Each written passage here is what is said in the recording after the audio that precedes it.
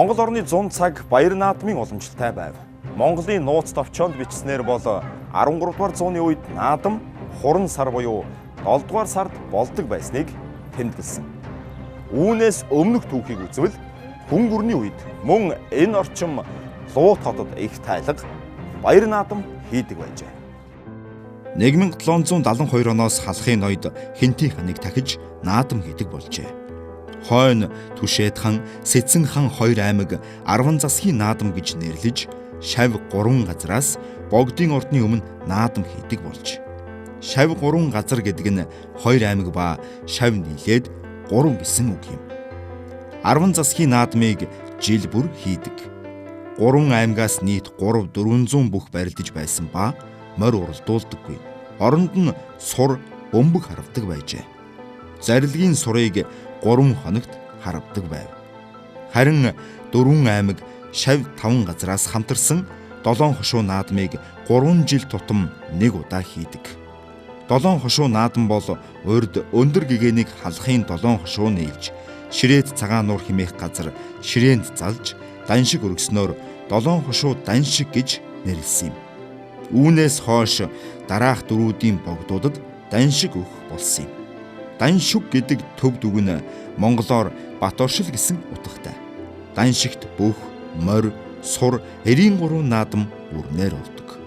Үүнд Түмэн лангийн даншигыг 4 аймаг, Шав 5 газраас өргөдөг байлаа.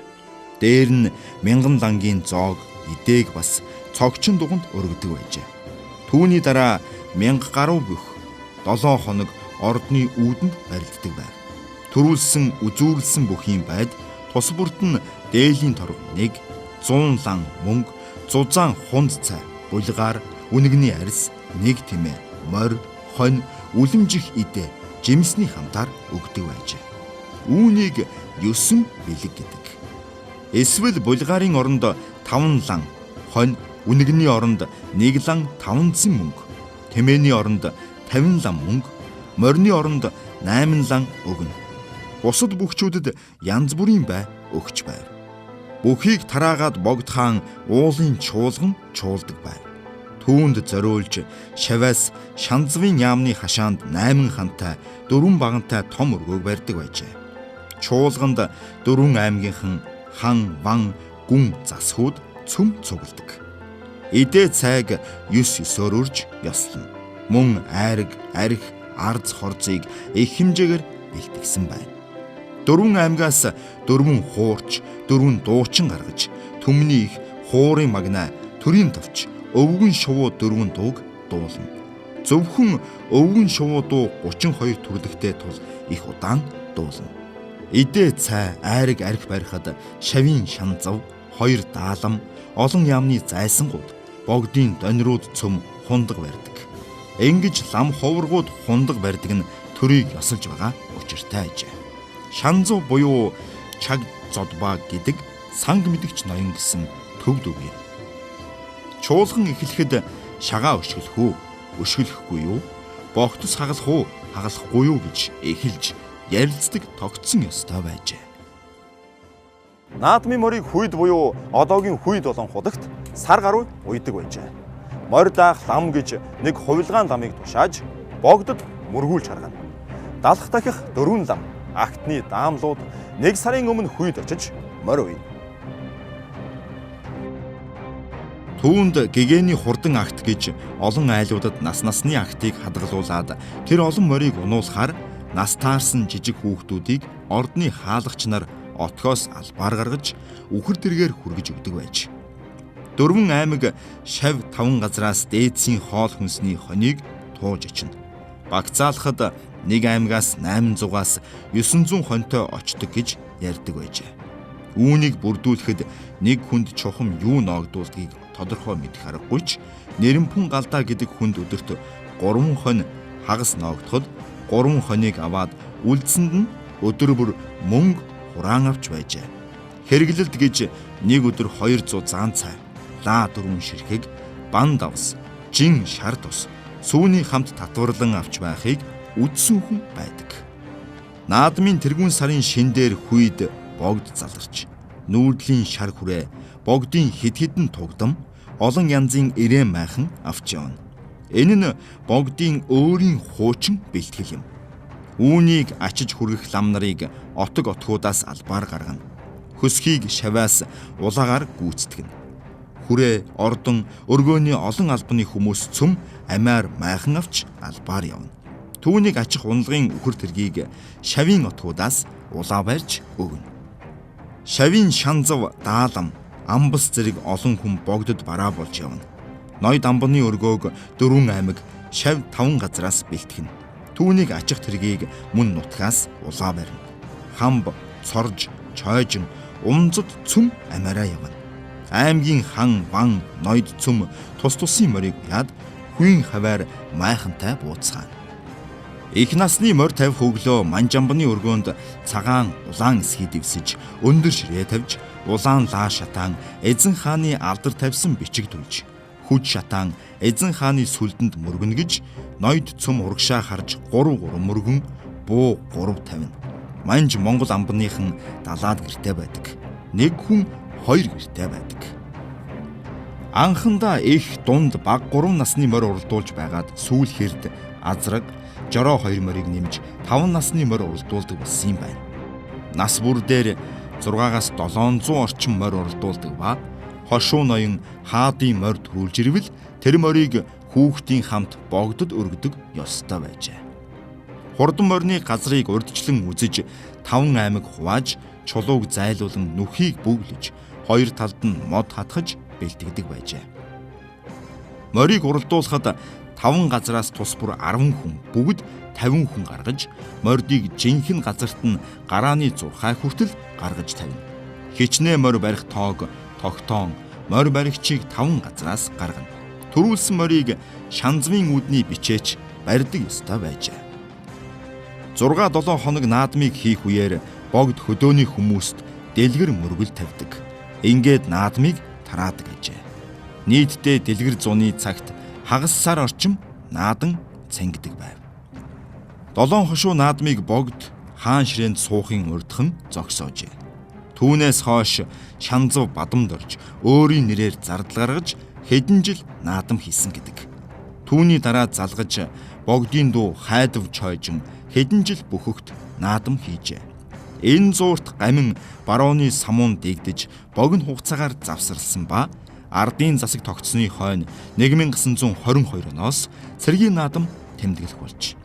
Цэргийн наадмаар бургас завчих зэрэг цэргийн үзүүлбэр нэмж үзүүлдэг болсон байна.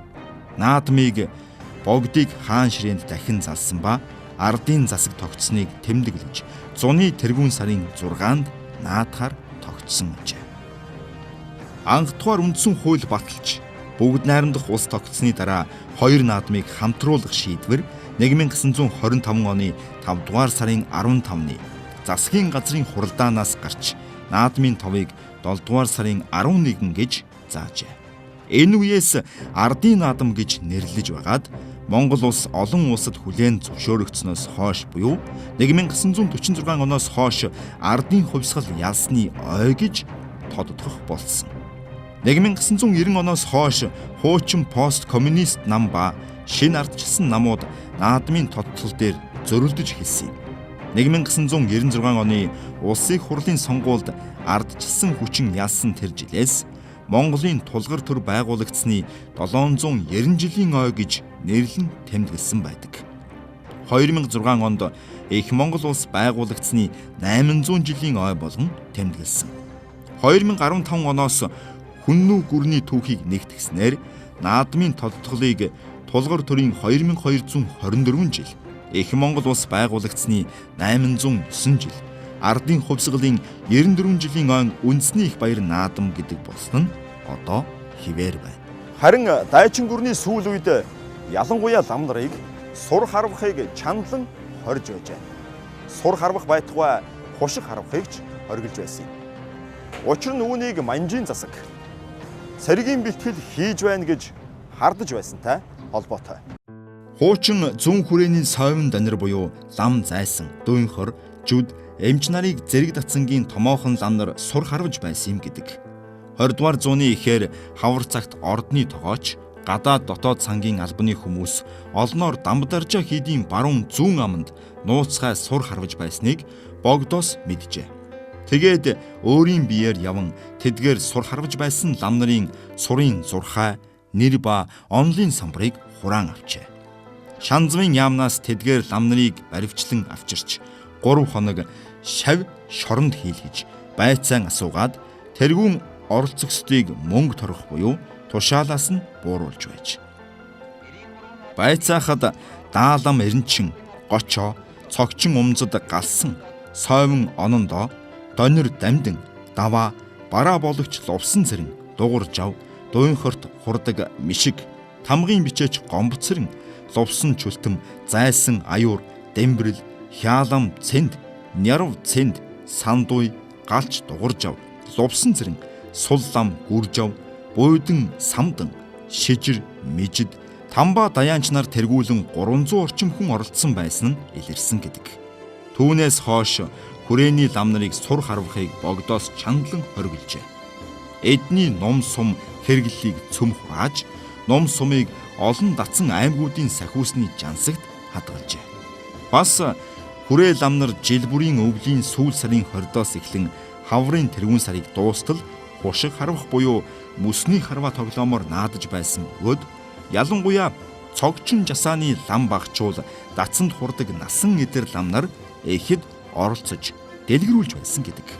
Богдоос тэрхүү хушиг харвахыг мөн хориглон зогсоож хэрв хушиг харвахыг мэдвэл цогчин гисгүй нараас термит тоглогчдыг бирээдэх, торлогдох, хуралд олон тоотой мөргүүлэх зэрэг хашраах залхаалтыг үзүүлж эхэлсэн байдаг.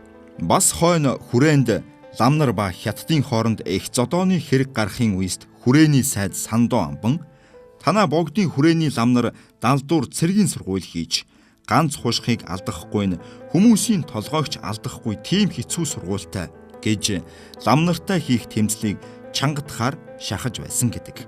Тэгэхэд Сандоо амбан 4 хүнээр дамнуулсан ногоон жуудтай пүүсний баахан хятадуудын хамт ирэхэд гандангийн хурлын үүдэнд цугларсан олон лам нар чулуун үлгэж амбаны жуузны догийг хуг чулуудаж унахад амбан бууж явганаар Эрхмийн аймгийн гудамжаар хятадуудын хамт зогтжээ. Гандан дээр үүмэн гаргасан лам нарыг барихаар ирсэн 15-ны цагдаа амар залан гэдгийг лам нар барьж зодох гэсэнд ухаан алдаад зайлж цогчин гисгүй довдон гэдэг хүний суган дор шургаж арай гэж ам зайлжээ. Хэрэг гарав гэж бадамдорж жанзав морьтой хэдэн зайсан дагуулж ирээд цугларсан лам нарыг аргадан тараасан түүхтэй. Харин орчин цагийн наадамд шагаан харва нэгэн төрөл болон орсон байна. Сурын тухайд өнөө цагийн наадамд бурайд, ураанхай, халах сурын 3 харва тэмцээ болдог билээ.